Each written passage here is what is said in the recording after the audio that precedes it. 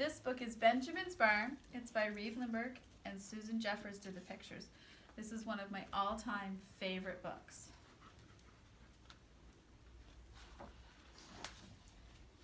Benjamin's Barn.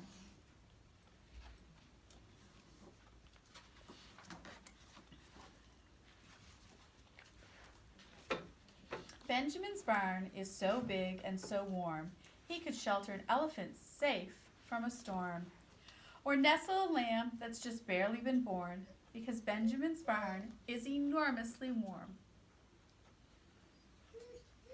Jax, come here.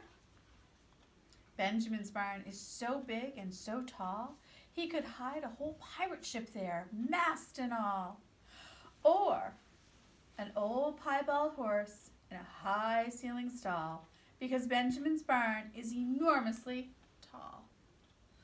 Piebald horse means one is a blue eye and one is a brown eye.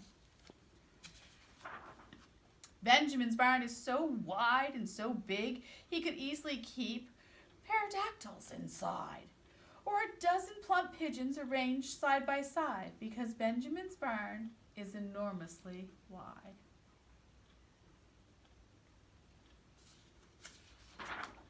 Benjamin's barn is so big and so soft, he could ask a frail princess to sleep in a trough, or a pair of raccoons to curl up in a loft, because Benjamin's barn is enormously soft.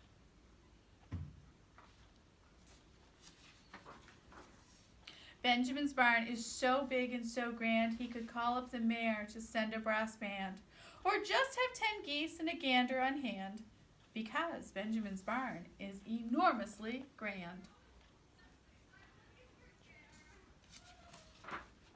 Benjamin's barn is so big and so clean, he could hold a great ball for a king and a queen, or the cow and the bull and the milking machine, because Benjamin's barn is enormously clean.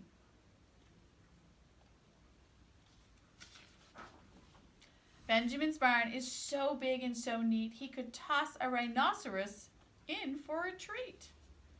Or a bossy old billy goat, quick on his feet. Benjamin's barn is enormously neat.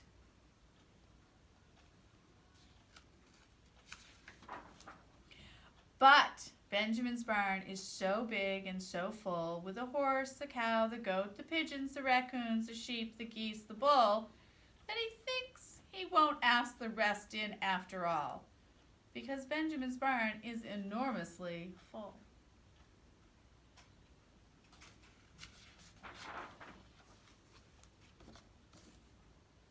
And there's Benjamin's barn all full.